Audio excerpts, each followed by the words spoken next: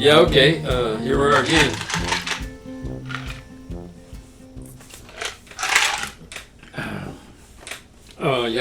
Ronnie's still gone. And here we are for another episode of the Albritton Letters, talking about deep thoughts. Well, Lloyd, what's your star sign? I am a Scorpio. Scorpio. You know what mine is? No what? I'm Capricorn. Capricorn? Yeah. That's the goat. Do you read those in the paper? I used to, but I don't do it anymore. Just for fun. I used to do it. They are kind of interesting. Well, that's the subject of our podcast today is astrology. Not astronomy, but astrology. Astronomy is a science. Astronomy is the study of the stars, the galaxies, and all that. But astrology is the study of the star signs and how they affect our personality. How they affect our personality. They both have to do with stars, but in a different way. Is an astrologist kind of like a palm reader or a tarot right. reader? Kind of the same category? Yeah, I think so. Yeah. In other words, Pseudoscience. Pseudoscience, a charade, a con. I wouldn't call it a con because they're not trying to use it to get anything from you. Usually they do. Some of them do. How? What do you mean? Well, they're professional astrologists, who read your palm and charge I money. know, but they're money not. for it. It's not really a con. You know what you're getting. I'm gonna pay you $20 to read my palm, so that's an exchange. It's a legal exchange. It's not a con. Well, it's a legal exchange, but it's still a con. Are they really reading your palm? Well, that's beside the point. I can say I'm gonna read the wrinkles in your arm if you give me $10. If you believe that, okay, read the wrinkles in my arm. $10. We agreed on that. Your wrinkles say, it's about 5 past 1 freckle. I gave you a reading. Well, what about preachers that preach? They can heal you and for money. Well, there again, that depends on preachers your. are making a lot of money on it. It depends on your perspective. Is that a con or is it a religion? Well, who's to say it's a con? It might not be a con. It could be some legitimacy to it. There's a possibility of that. But Because when you talk about healing in preachers, it's based on your personal faith anyway. Right? Well, I think personal faith, even when it is legitimate, is a factor. Even when it's legitimate. What about when it's not legitimate? Is it still a factor? Can't you faith heal yourself? Can't you heal yourself? Physician, heal thyself. No, I think you can fool yourself into feeling better. I don't know if that's called faith. Faith is something as you have faith in something else besides yourself. Self-confidence or positive thinking, some would say, it's always helpful to think positive. It's always helpful to be optimistic. If I'm not feeling good today, I just, instead of laying on the couch and whining all day. We're getting off topic here a little bit.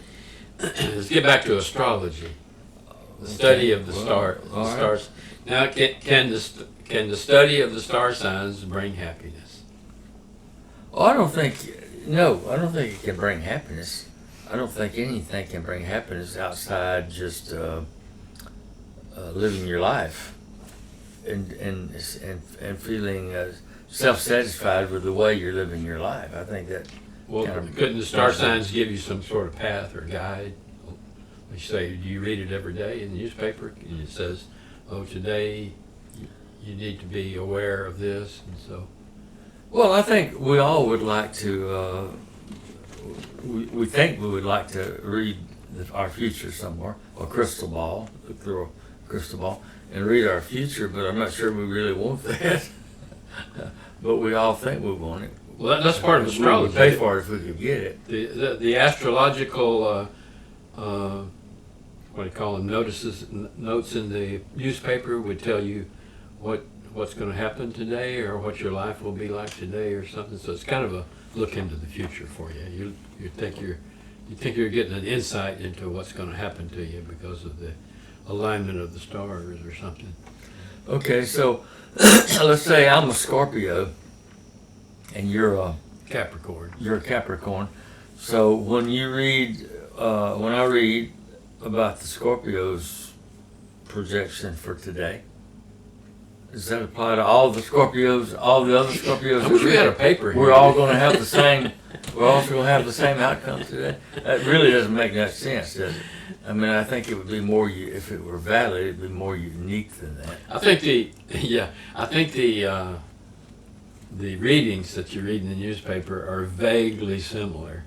You know, it's for everybody. Have you ever had a palm reading? I mean, No. have you ever stopped by? No. Well, my second wife was kind of. I'll tell you a story about that, and it's a funny one. I never believed in it, but she kind of thought it was. I think she kind of believed it. So we went to some kind of somewhere. I don't remember where we were, but it had this palm reader. Mm-hmm. No, she was a card reader. She read. I think they call that tarot cards. Tarot cards. Anyway, she you know, just for funsies, you know, we said, I said, okay. I think it was $25. Was that a con?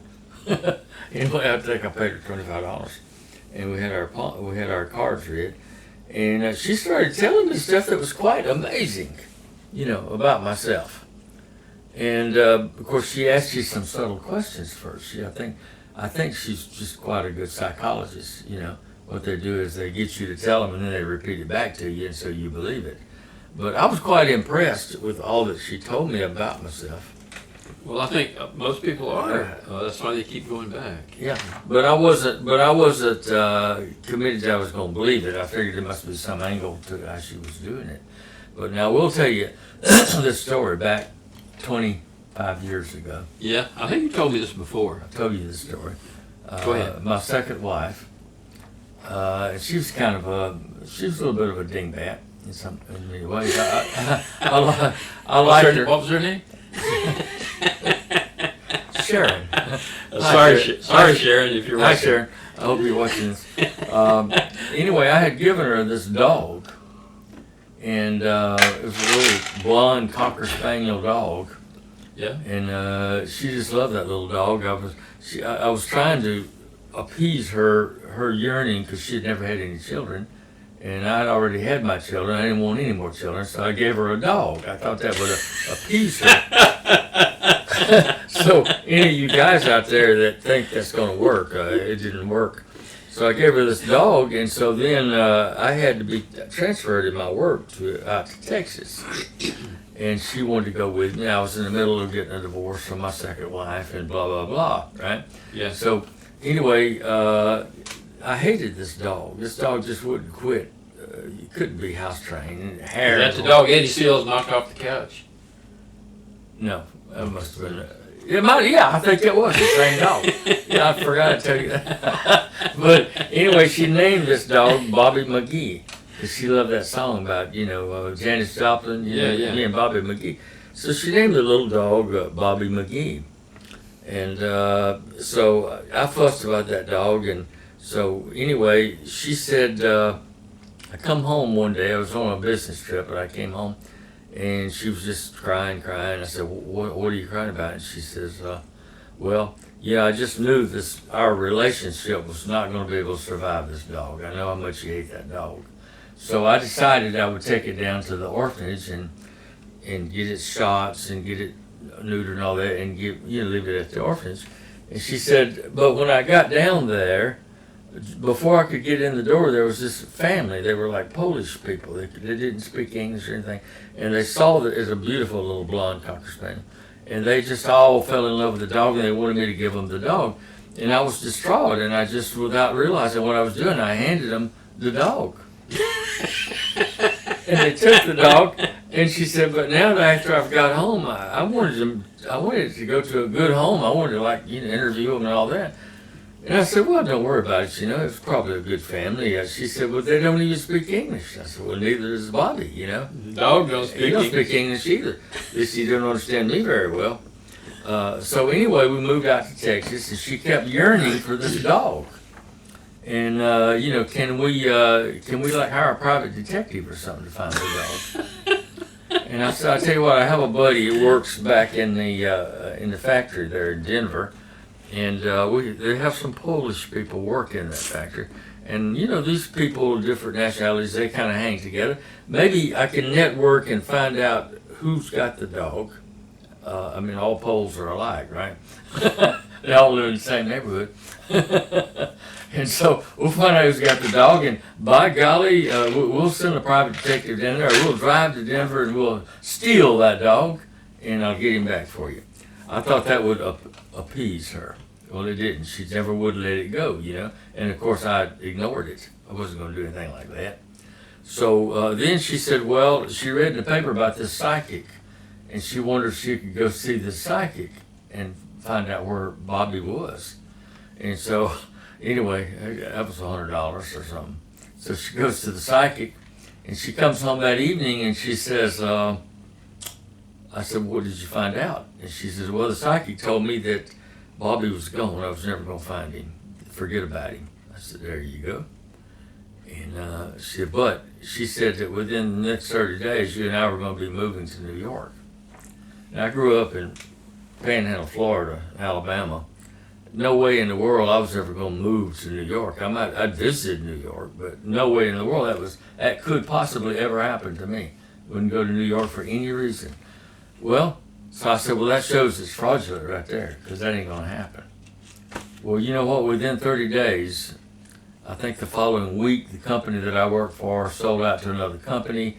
I lost my job. I went on a search. I found a job interview in New York, doing the same thing that I was doing. I got in the car, went to New York, interviewed, got the job, came back, and within the 30 days, I was in New York. Now, so, is that a con? I don't know. I always wondered about that. So I don't know. There could be just plain evil in it. Maybe maybe an evil spirit told her that. But I don't know. I don't know how to answer that. I don't think anybody can. But this whole concept of astrology is based on similar ideas. It's just based on stars. In the Bible, Christian people typically believe that it's evil. Yeah. Because who was it went to this? It was not Samson, but Saul, the king. I think went to an astrologer and conjured up. The Bible says he conjured up Samuel, the prophet, and Samuel. Now I think that story there might not be a little mistranslation or something in there, because it doesn't really call it evil in the Bible. But King David, all the Jewish tradition, these astrologers, they would stone them. They'd throw them out, kill them. Well, didn't tolerate. We just got through. The last podcast was about marriage and relationships. Do you think it's proper or suitable or legitimate to seek after a companion based on your horoscope, your astrology signs? Like if you be more compatible with a Capricorn, if you're a Capricorn, is that something there's some legitimacy to? Well, I would say I wouldn't pay much attention to that, but it does seem like there might be. Now, when you study psychology, you find there are the big five personality traits, and Dr. Jordan Peterson talks about the personality traits, and a lot of this is valid science, that there are five. It's all boiled down to 5 personality traits. And you would, if you're matching somebody up, if you matched up those personality traits, you'd probably have a better match. Well, that's a legitimate reason, but I'm talking about how does that relate? If you assume that your horoscope and the astrology reflects your personality, then that would lend it it would lend credibility. But if you don't believe in that, and if there is no credibility to the horoscope affecting your personality, then it doesn't matter hill beans whether you marry a Capricorn or Scorpio or whatever. Well, our Scorpio, there's 5 personality traits in psychology, but there are 12 astrology signs, right? I guess. So that would put all the world in personality-wise. That's what we're talking about. It's pretty much personality. That all Scorpios have a similar personality. Yeah. And all Capricorns have a similar personality. And if that were valid, then matching people up would be valid. So, I guess what I'm getting at with this podcast is to how much of the idea of astrology and your horoscope and the star signs and all, how valid is that? Does it line up? Does it make, when you're reading your horoscope and it's saying, oh yeah, that is me. That's me all over. You read all the types of personality that are a Capricorn, and you read that. Yeah, that's what I do. That's me. So it lends credibility there. But the point that I like to look at other horoscopes. I like to look at others and read them too. And sometimes they're, like I said before, they're vaguely similar. It could be, that could be me, or this could be you, or whatever. Well, the human family has a certain amount in common. Everybody in the whole human family, we have certain things in common. Well, where did astrology come from? I mean, you talk about it was in the Old Testament. That's pretty old. Well, I think it comes from a con job. I mean, I think when people realize that, psychology didn't come about until Sigmund Freud. I mean, he was kind of the father of, astrology? Not astrology, but psychology. Psychology. Yeah. I can't remember who the founder of psychology, but it was the late 1800s. People ascribed magic and astrology. They ascribed the source of things to something like astrology. But then in the Enlightened Age, after 1900s, people started studying personality patterns in psychology. And they attribute behavior to personality types. So you're saying astrology, psychology. The study of astrology goes back very far, because it was early on. It was maybe more legitimate because it was a wacko science, pseudoscience that people gave credibility to. They gave credibility because they could look up at the stars. Copernicus, see, he's the one that found the star. What do you call them? The stars, the way they were situated, the Big Dipper and all those. And so when people would look up in the sky and they'd see these stars, and then they created the astrological sign based on a star grouping. Yeah. And so they gave it credibility because, I can see it, Well, it was a pseudoscience, but it was, for the time, sort of like believing the world was flat. I mean, we weren't taught that in school, I could be convinced of that probably, that the world is flat. If you got too far, you'd walk off the edge of it. Looks flat to me out here. So people believed that for hundreds, thousands of years. Yeah, but even common sense. That the world was flat.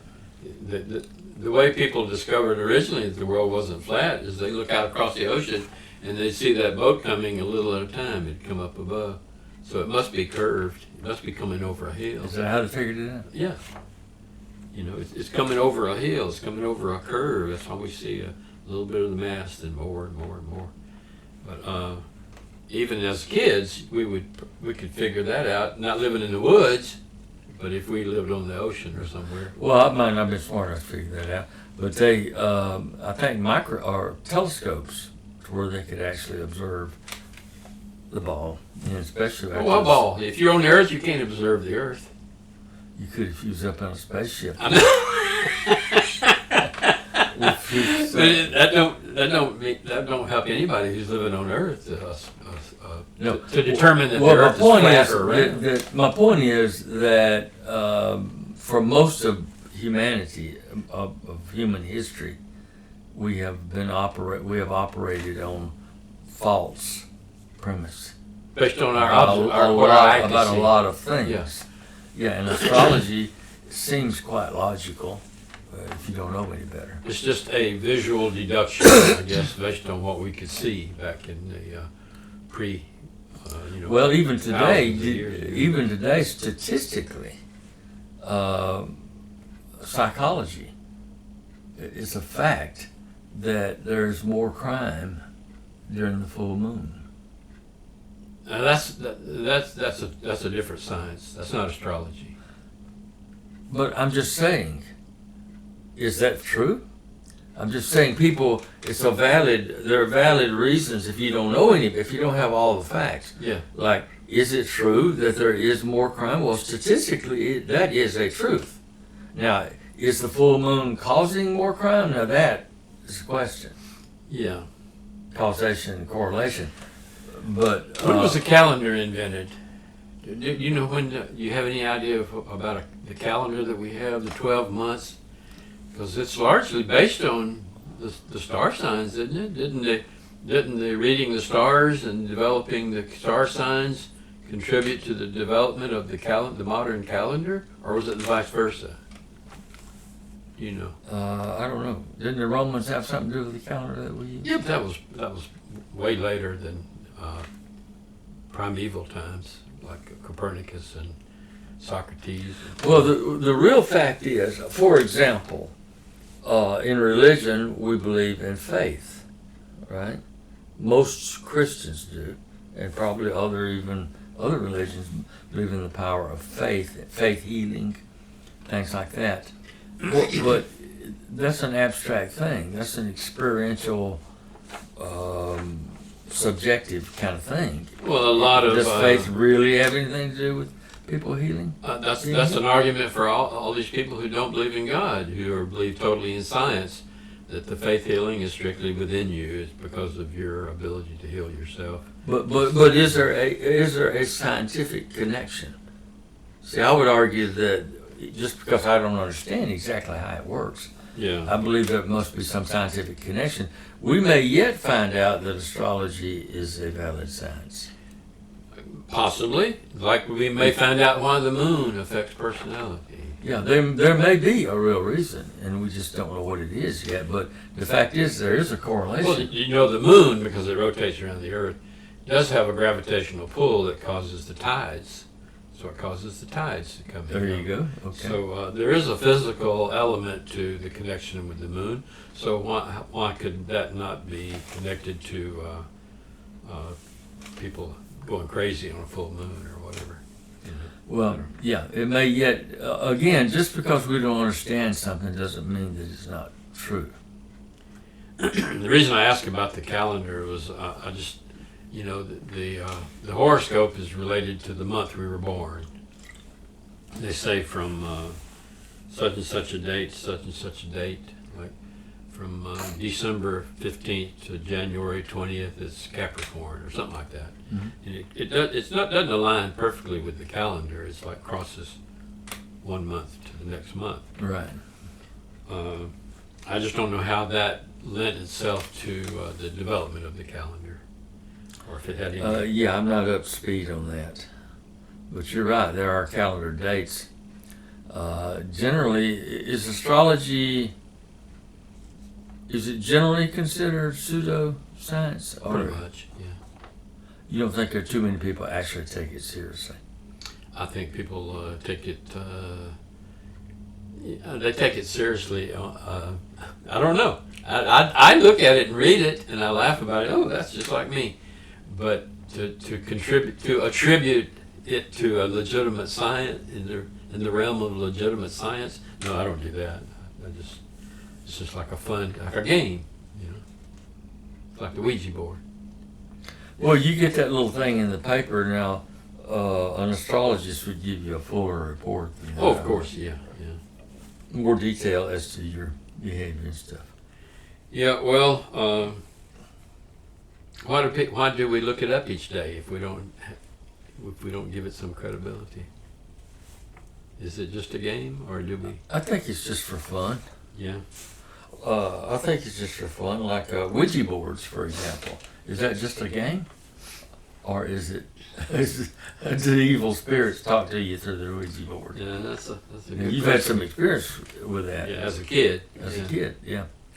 And you saw evidence that there was somebody actually on the other end there, didn't you? There was some outside force moving that arrow. That's true. Unless it was like some scientists say that it's our nerves and our fingertips that are making that move ever so lightly. It's the waves that we use, our brain. It goes out through our skin, and we don't actually move it, but it's the vibrations coming out through our fingers that cause that to flow. But that's why two people touch the thing, because to prevent that. Yeah. So a subconscious movement. Yeah. Well, you know, handwriting analysis, for example, that's considered to be pseudo science. But I absolutely believe in the value of handwriting analysis. Oh yeah, it depends on the study of it. If you study it enough and figure out, this guy is introvert because he slopes his to the right or whatever. If you study that enough, you can find out a way to look at the handwriting and figure out a personality. Yeah. I don't think it's a pseudoscience. It's just not something that's heavily relied on. Well, I taught psychology out here at community college, and it's in the textbook that it's written down in the psychology textbook. It's just like doctors, medical doctors, pretty much all think that chiropractors are con artists. Yeah. Okay, but there are people who hardly believe in the value of chiropractic. Mm-hmm. So it's not just astrology. I don't know if there is validity in astrology or not. I don't think so. I don't think so. I don't pay much attention to it. But I'm not saying it couldn't be. Yeah. It could be an element to it. Yeah. Well, as far as our understanding goes. Yeah. But it's a lot of fun to read your astrological. I prefer. I really am awestruck. I'm mesmerized when I start doing research or looking at astronomy, the study of our cosmos, our universe, and the galaxies and all that. I just can't stop reading about it, because the more I read, the smaller I feel in comparison to what is out there. So, and I'm much more interested in that than this astrology having to do with our personality thing. Yeah, I think that's just a fun pursuit. Nothing really valid about it, but again, you never know. Yeah. So you're a Scorpio. I'm a Scorpio. That's what's and I can't tell you the last time I read my astrological prognostication. That's based on the Scorpion constellation. Is that? I guess I don't know that much about it, other than it's based on constellations, star constellations. Capricorn has a certain set of stars that make it up, and then there's the Bear, which is Ursa Major, Ursa Minor. So I don't think it's a matter of saying that two Scorpios would be a better match or two Capricorns would make a better. I think sometimes they say a Sagittarius would match better with a Scorpio. It just depends on your negatives and positives. But these women embrace it more than men, I think. Women, you go on a date with a strange woman, a new date, a new woman, and says, I'm Libra. What's your star sign? Yeah. Well, that's one of the first things they observe. They want to know what your constellation, your star sign is. Yeah. All right, well, we got 30 minutes here. We started. How we doing? How soon did you turn that thing on? We had maybe a couple of minutes. Yeah. Well, I think we've probably exhausted certainly our knowledge. Probably that completes my thoughts on the whole subject. There's what's that song? That famous song? That's about all I know about it. I can't remember the song now, but it's "Good Morning Starshine." It's all about the constellation. Oh, is it? Yeah. Okay. Well, we did pretty good on that one. I'm for and against. You for? Well, I like the stars, and I like to look it up in the sky when I'm camping and look up there. And I haven't really learned enough about the constellations to pick out, except the Big Dipper and the Little Dipper. The North Star. I can usually pick those out laying there camping.